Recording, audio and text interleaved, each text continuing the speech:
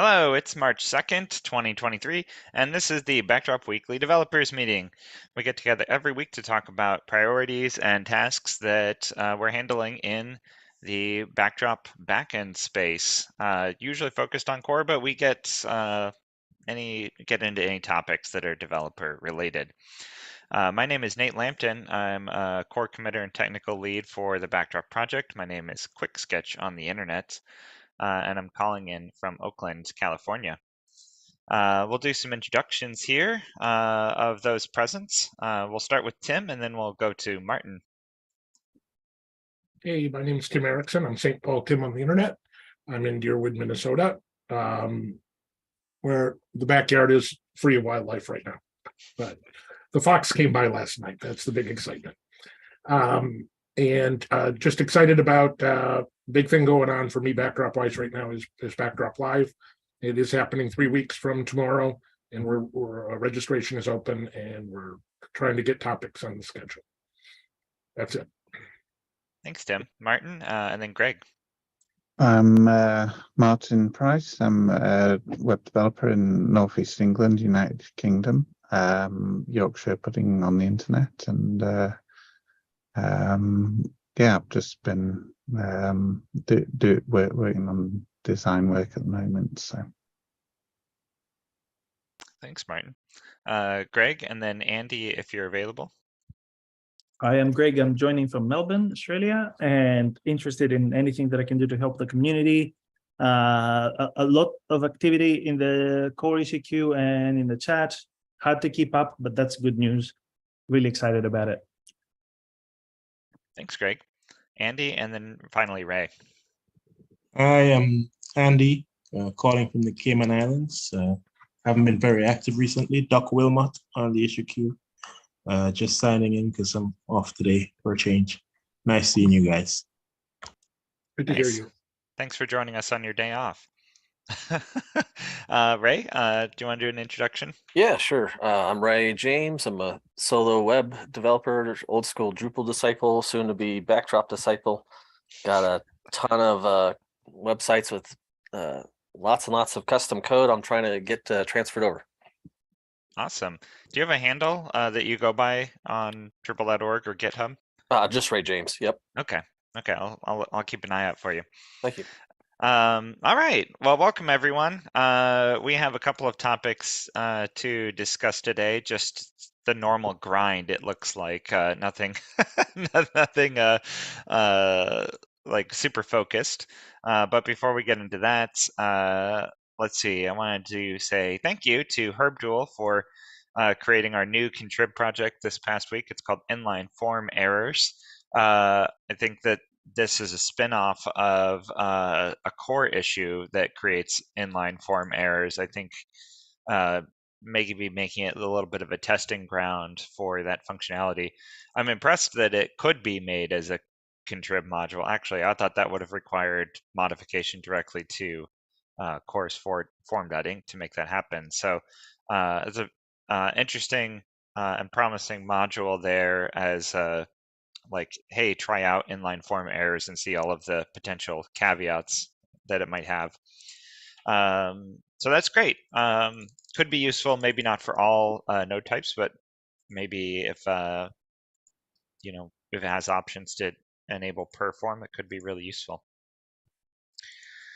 That's all we've got for new contrib projects. We'll just kind of dive right into our discussion points for today.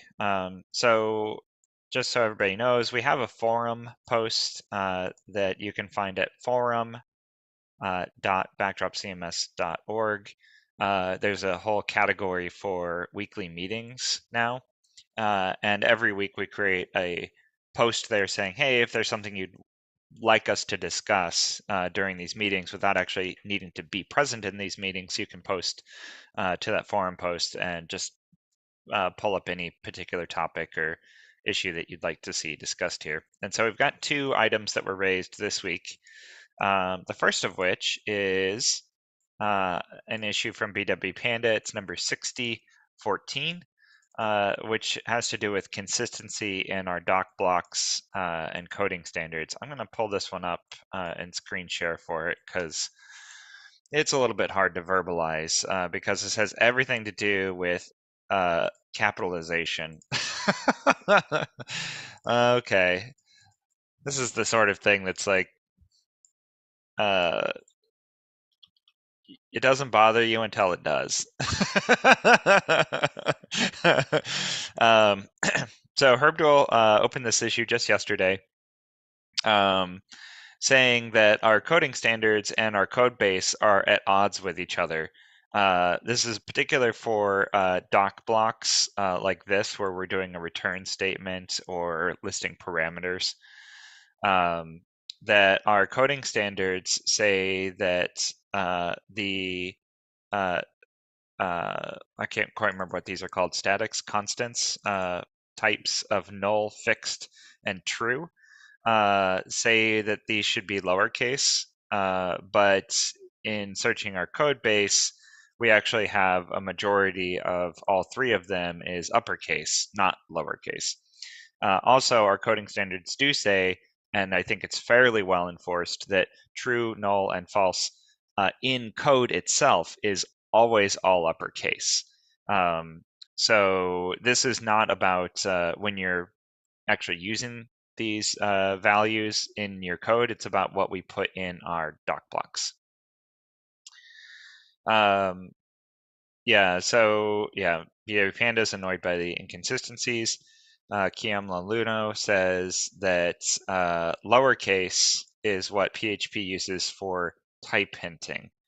I couldn't exactly confirm that. PHP's documentation for Boolean, like just describing Boolean hilariously, whether intentionally or not, says true, like lowercase in their text here, but then in their code samples, even on the same line, used an uppercase T and lowercase the rest of it, and then and then all uppercase in the code comment, and then down here they use all uppercase in the code itself.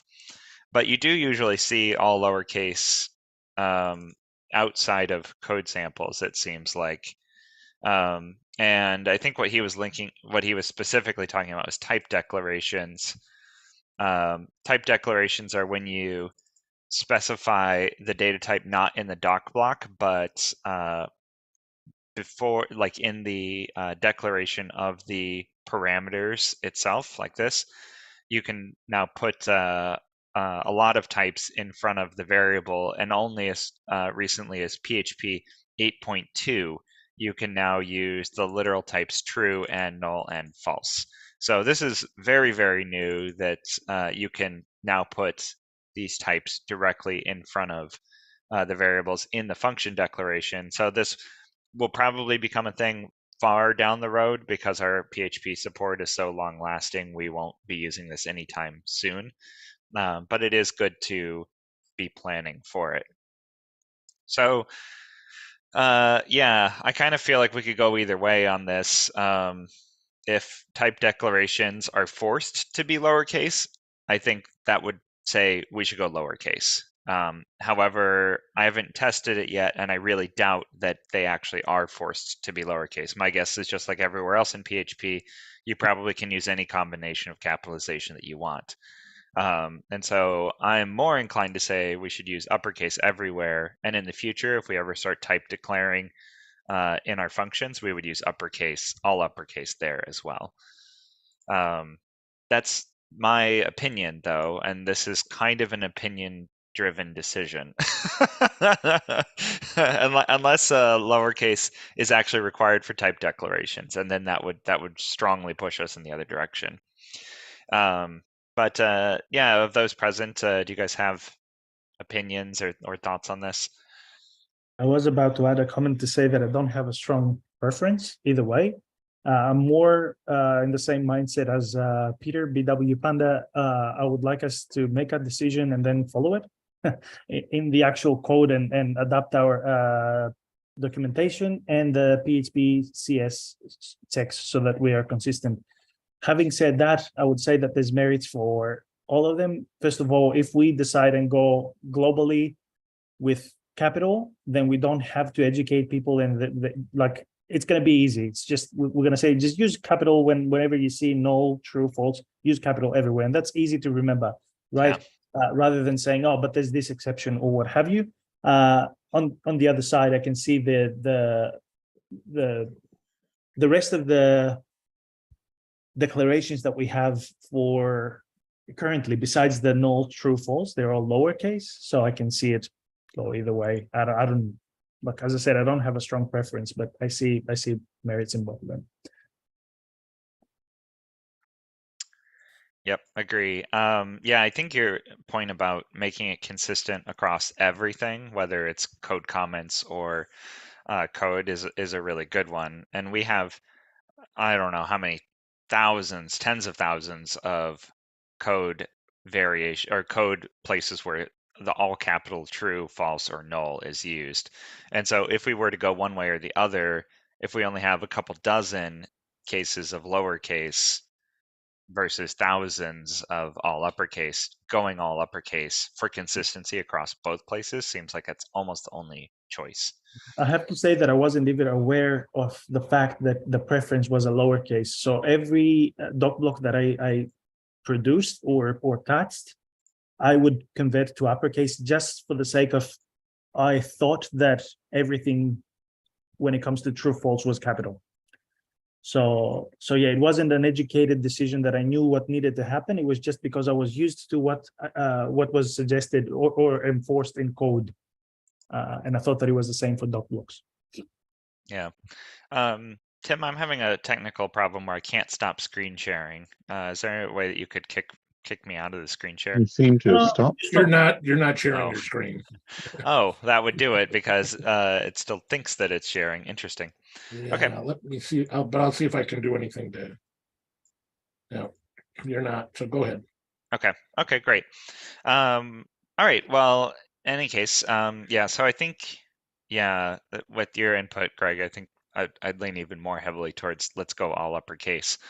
Let's confirm that type hinting in PHP 8.2 allows all uppercase. And if that's true, then that'll be what we go with, I think. Okay.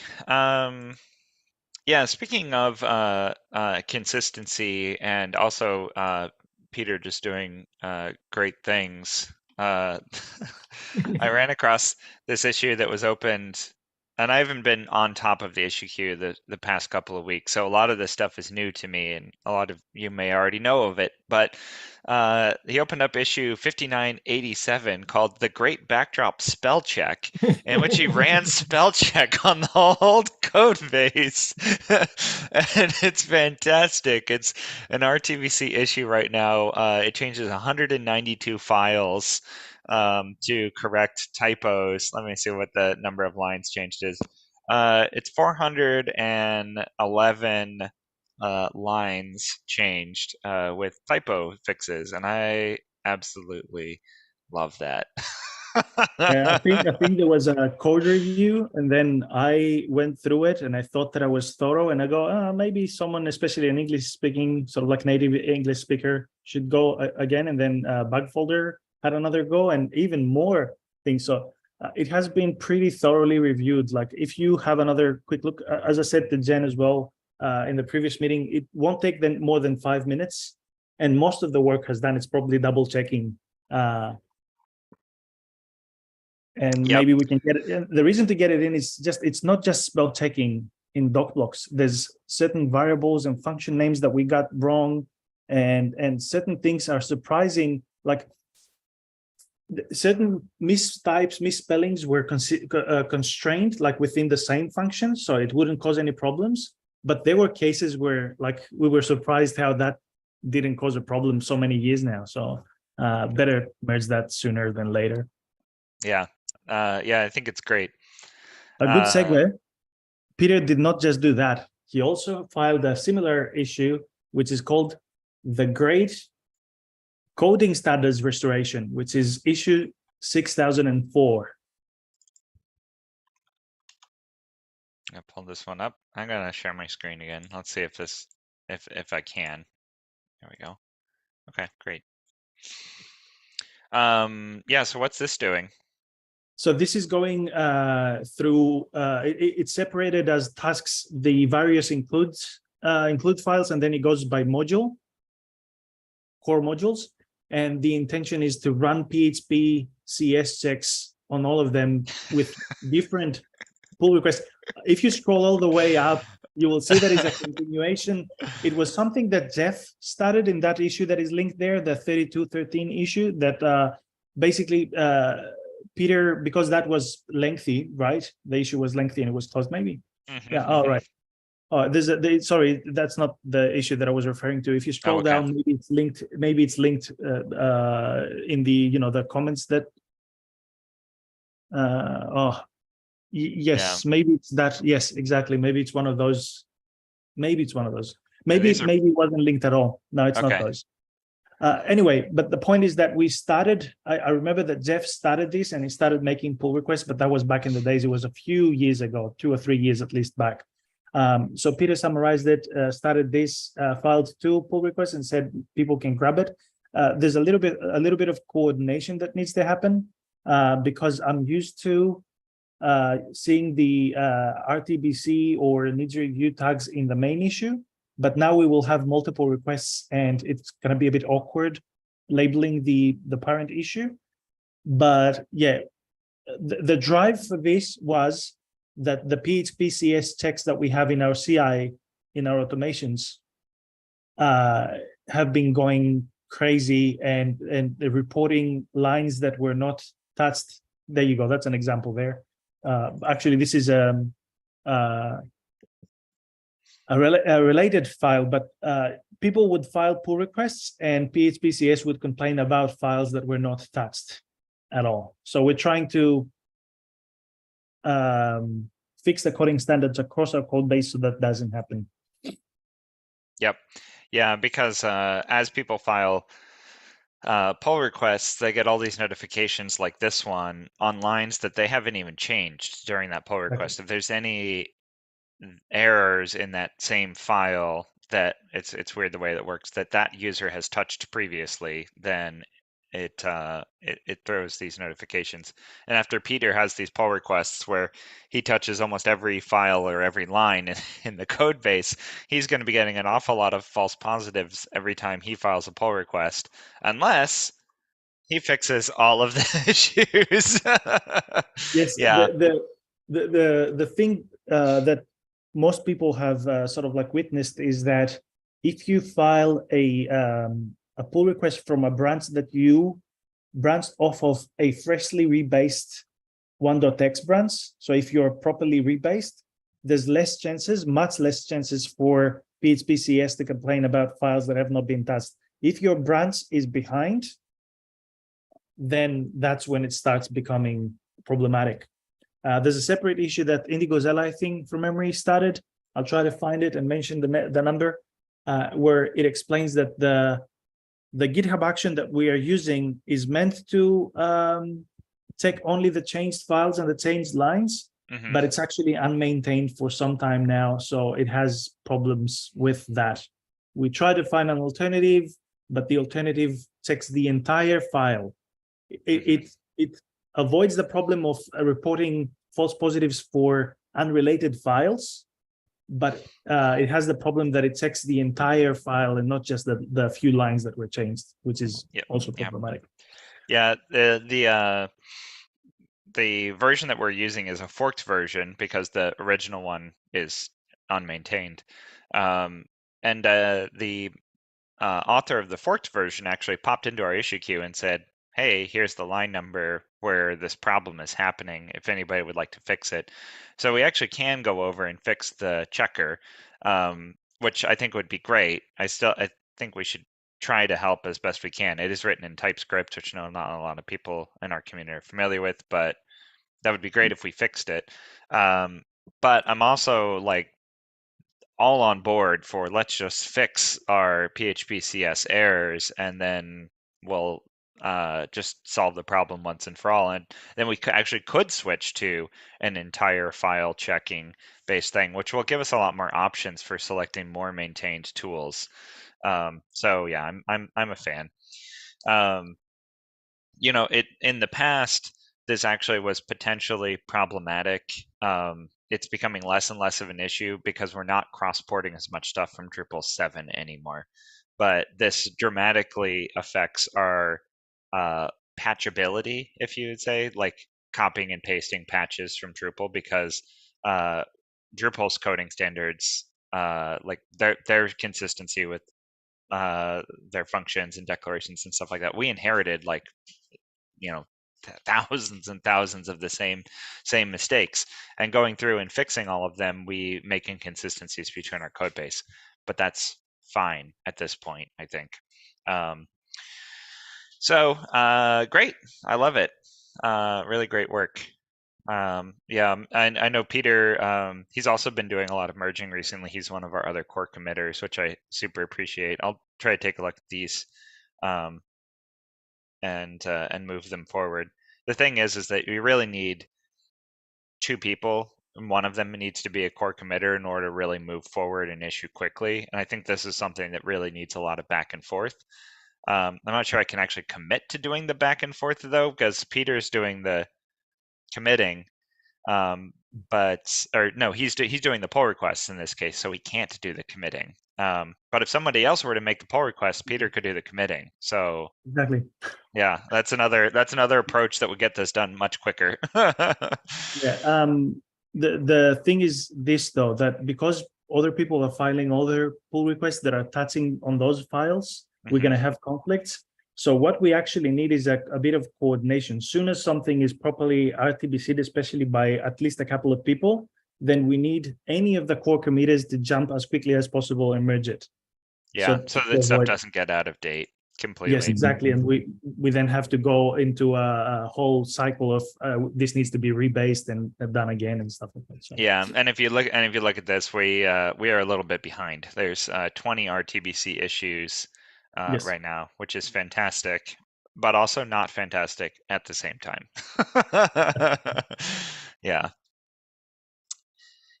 Yeah, great work. Yeah, there's lots of momentum, and I just haven't been staying on top of it. But I'm really appreciative of our community for picking up the slack.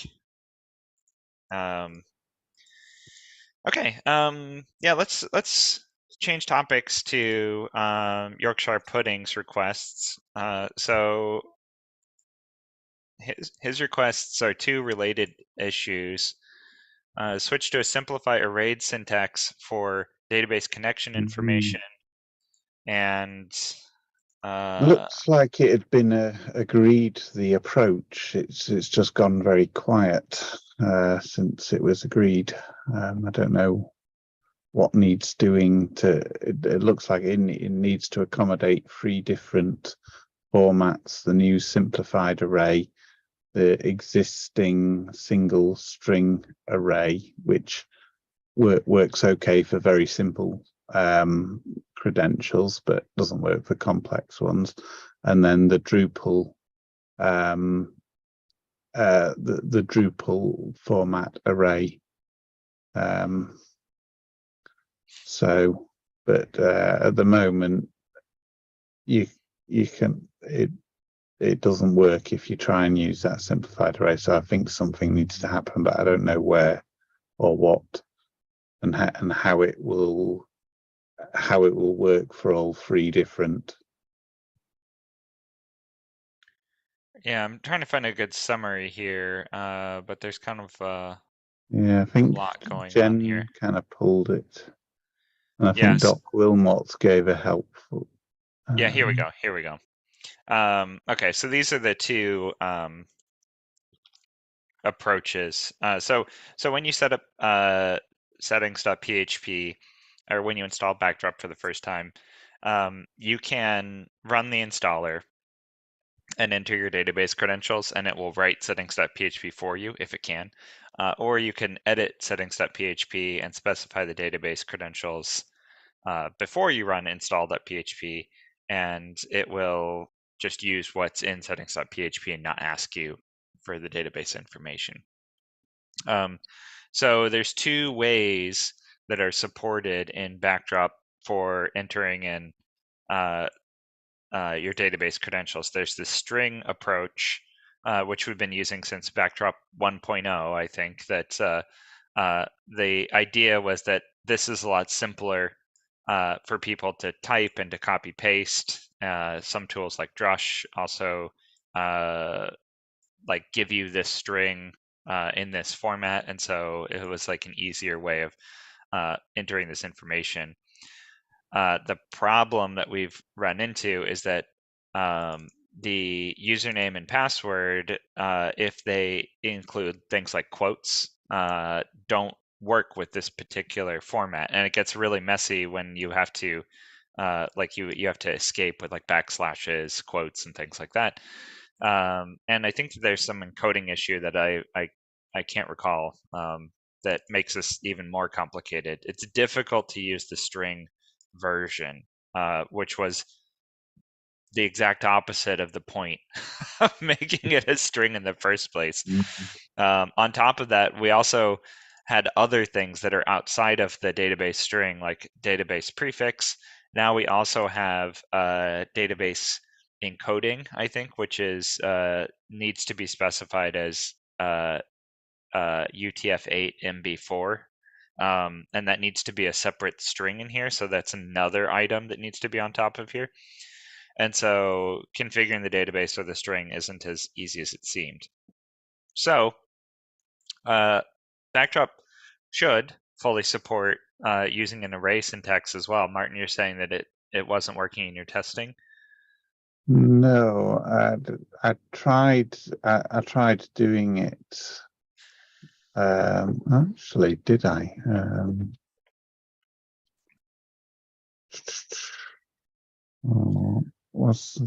Yes, I'm just wondering actually if I did that slightly wrong. So,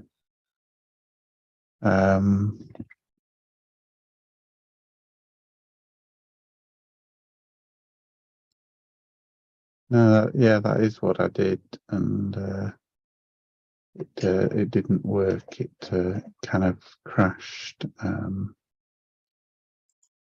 Okay, it should work. The internally Backdrop uses the array syntax everywhere. It takes this string version and then just converts it to the array version almost immediately, and then uses the array version throughout the rest of the code base. I think maybe the the action item here, assuming that the array syntax works, which No, I get really a fatal error what's when the I fatal try and error? do it.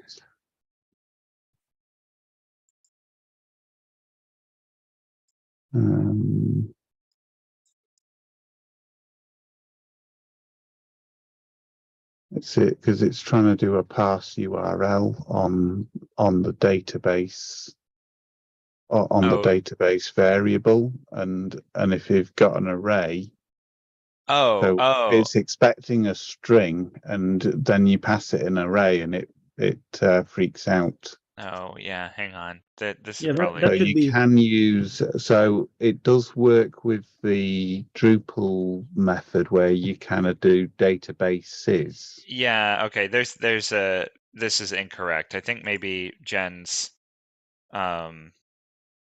interesting, because the documentation over here actually is correct. So it's Yes. databases. Yeah, plural. Yeah. But I think that's what we're trying to get to, so that you could provide a. Oh, I see. So Jen is saying this would be or sorry, this isn't Jen. This is Andy, actually, who said this 6 years ago, that this would be preferable. Like this would be an easier thing to type and support than this is, which is kind of a messy thing. Yeah, and in the code, it sounds like it should be a simple thing, like detect if that's a string, do what we already do, detect if it's an array, and then forward it to the code that actually handles the databases thing. Yep. Although Yeah. it has nested what you call it, names of databases like default secondary, and things like that. But we need to, a little bit of wrangling there. Yeah, I like that idea.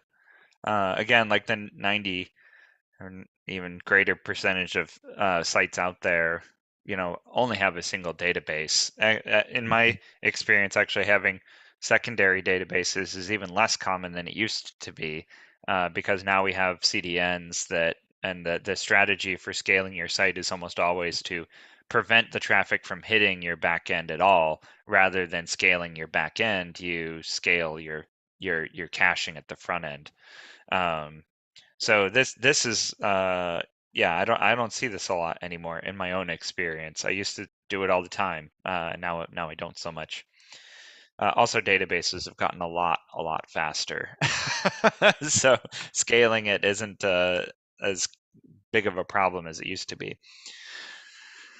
So yeah, this is okay. So the action item here is we should support this simpler syntax for the singular version of database. Yes. And then on top of just supporting it, we should make it so that settings.php, or sorry, the install.php writes this version instead of Yes. the string version. Yeah. Okay. Yeah. I'm on board with all of that. If this hasn't actually been. Yeah, this doesn't have a pull request or action item or anything like No, that. maybe it has a pull request, but it's not. It's back in the days before we used to do the fixes thing, so it's not linked to it. What can you scroll to the very first comment, Nate, please? Is there any? No, it's not. Okay, maybe there's no pull request there, because we used to edit the first item and say there's a pull request here before the full fixes. Oh keyword. yeah. We used to put it here. Yeah, let's see Yeah. what this other one is. Installers should properly encode database usernames and passwords. So let's see what this one is. Okay, this one is actually merged. Yes, and it was But reopened. then, yeah, whoa, 94. Okay, this just keeps getting bumped. Yeah, so I think at the bottom there seems to be, I think there was some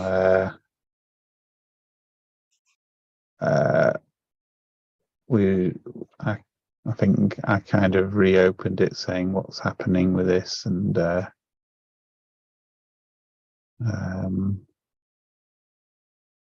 think there was an issue with how it was being done.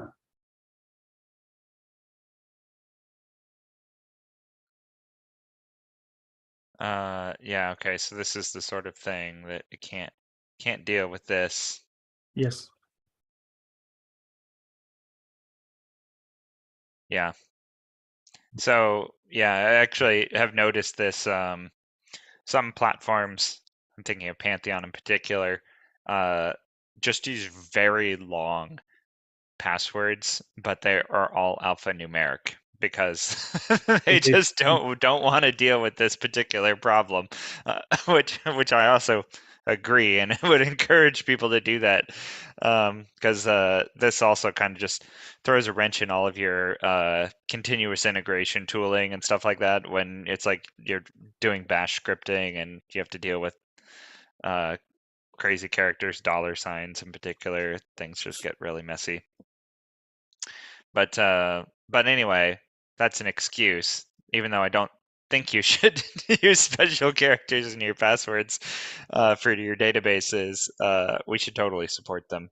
Yeah, I think I had because I see that the issue, that the other issue that you were there is assigned to me. I think that I recall that on my local, I improved the regex. So instead of using the parse URL, I used something like a custom backdrop parse URL. Thing that handles things better, but not all cases. Like I handled most of the cases that were reported and I can think of, but still it's not perfect, and it's prone to the same issues. Less prone, but still prone. So. I have to say in B, when I was looking to do this, because it uses the install script, but in B we broke it up into the separate components because it just wasn't. It wasn't feasible to try and detect it. I did wonder whether you'd being the regex wizard, Greg, whether you'd manage some magic, but yeah, we just decided it would in B it would be easier to split it all up.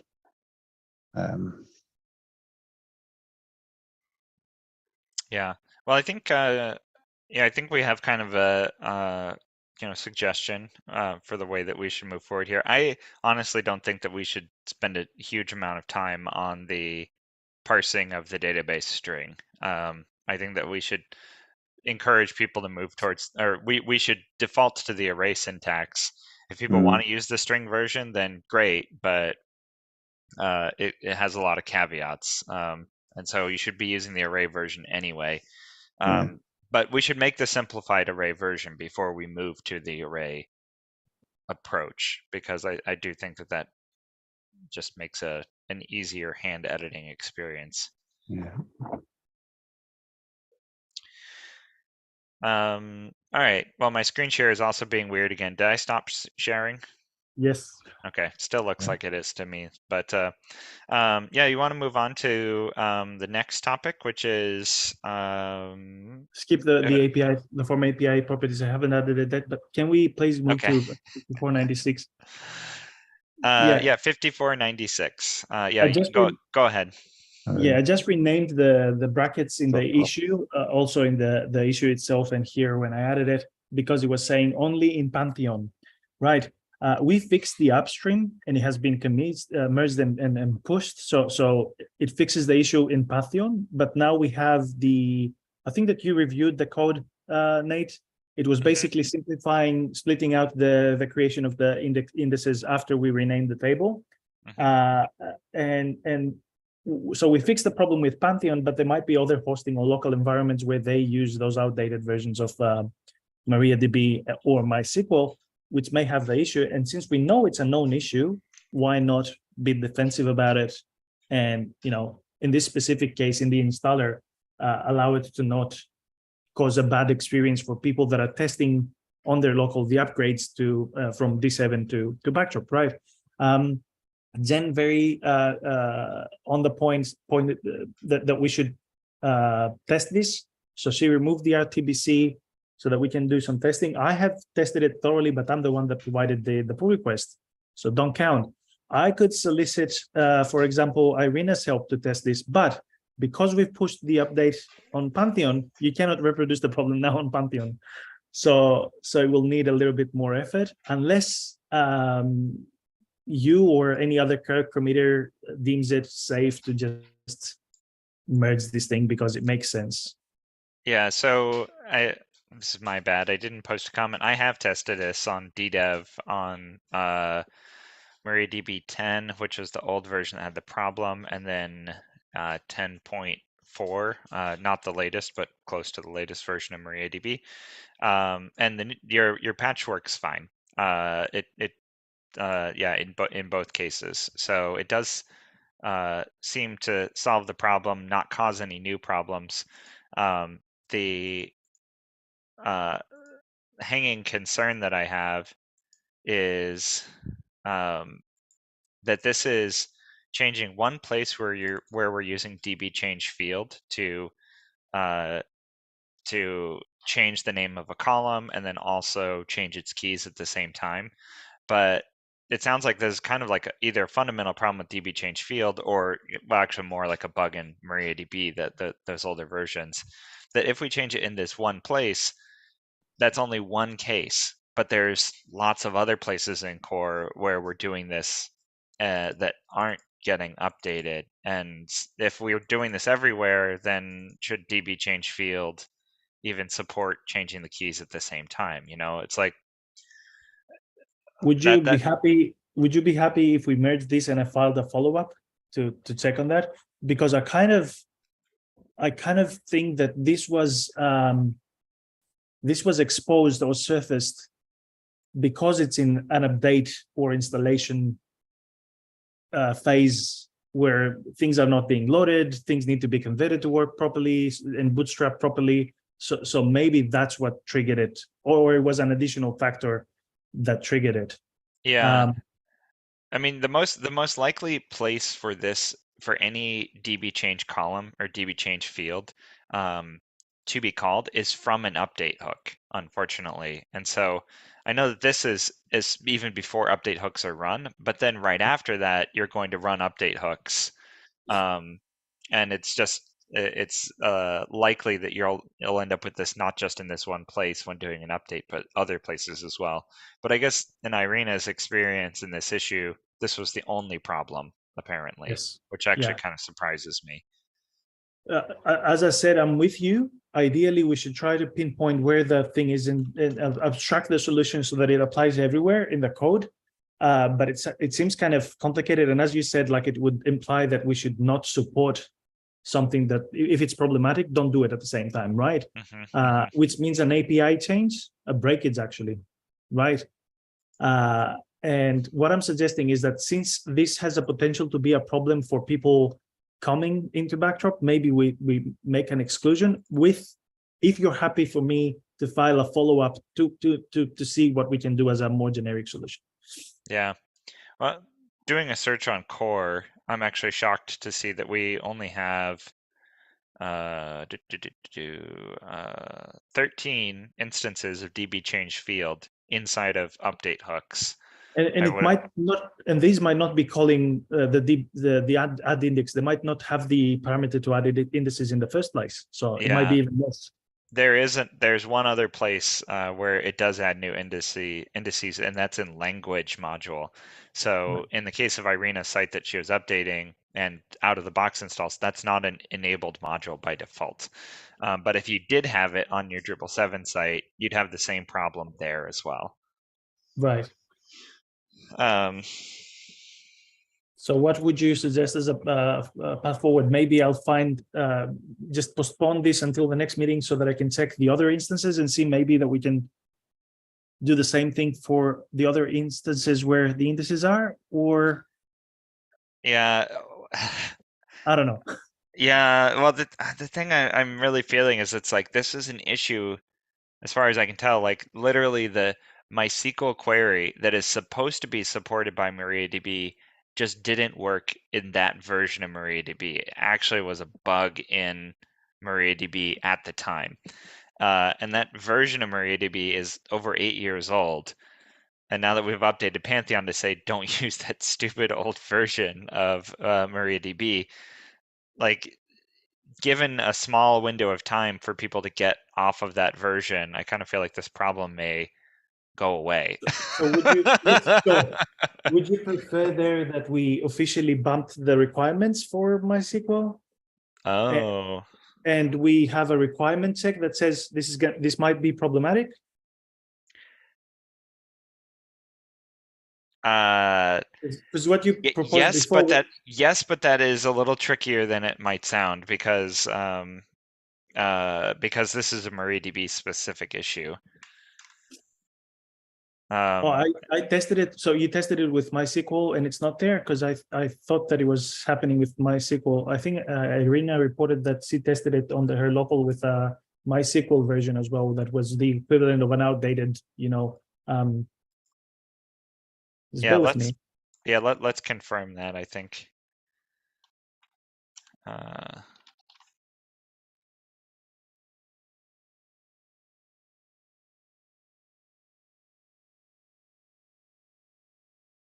Yeah, because Irina on Gen 10, so if you scroll to the top of the issue, the second instance or third of MySQL, if you do Control F, says MySQL MariaDB or equivalent 5.5.30. Mm-hmm. Those are our current requirements. Yeah. No, I'm saying that Irina reported that she was facing this issue with a MySQL or MariaDB reported as 5.5.30. And according to my experience, when 5.5 is being reported, that's not MariaDB, that's MySQL. Anyway, I'll test it and confirm. Okay. Yeah. Yeah, MariaDB at one point actually was matching MySQL versions, and then they jumped to 10 to indicate the separation point when they stopped being like 100% compatible with each other. All right, I'll do a little bit more work there. So as actionable items for me, I'll test and confirm if that's a problem, not only for MariaDB, but also MySQL.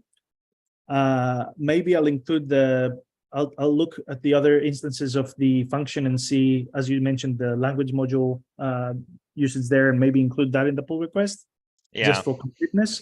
And then maybe in one of the next dev meetings, we can decide if we want to merge this and create a follow-up to see what's going on. But I'm convinced that this is a problem with a specific MariaDB version, not something that we can fix in the function.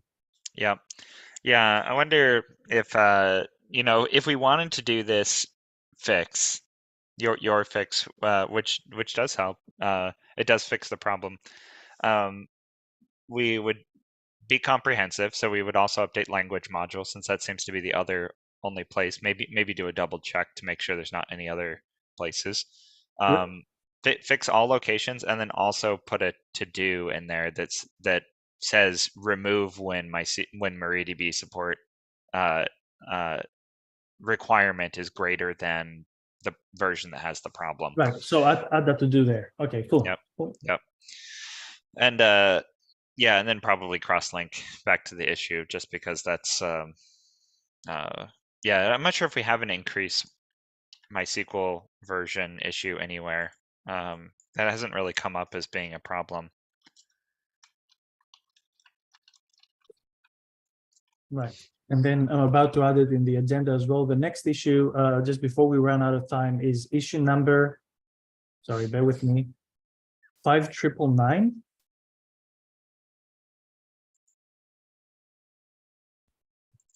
Okay, 5,999. All right. Which was a spin-off from 3292. So that's where it all started. And then RG Piano and Bug Folder and myself sort of like agreed that it would be much easier to solve that problem, which is basically, maybe we should skip to 3292, and if you can share or I can share my screen, Nate, just to visually see what the problem is. Yeah, why don't you share your screen? That would be great. I'll do that. I'll do that. Bear with me. Where's the share? I'll be curious if I can see it when Zoom is acting really funny. I think that this is the one. Yes. All right. So this is visually the problem. I hope that it's big enough for everyone to see. Let me just make it a bit bigger.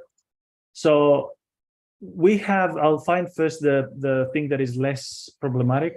This is what we have done. What we have when you have nested taxonomy added in a form as a field, the indentation or the depth or the nesting is indicated previously was with dashes. I think that we lost Nate, or Nate, you're still there, right? Yeah, I left and came back so I could see it. Okay. Yeah. Go ahead. Cool. So this is something that we replaced. Previously, we were using dashes here, and we changed them to mid dots, which is visually a bit better, right? And this is what we have, but that causes this problem this was what was happening before, and this is what is happening now with the change from dashes to dots. So when we are rendering these, when we're using the checkbox or radio button widgets for the nested taxonomy field, these are prepended here, right? But there is a module that does this, which is perfect. This is what we should be doing, right? And that module is maintained by Bug Folder, by Robert.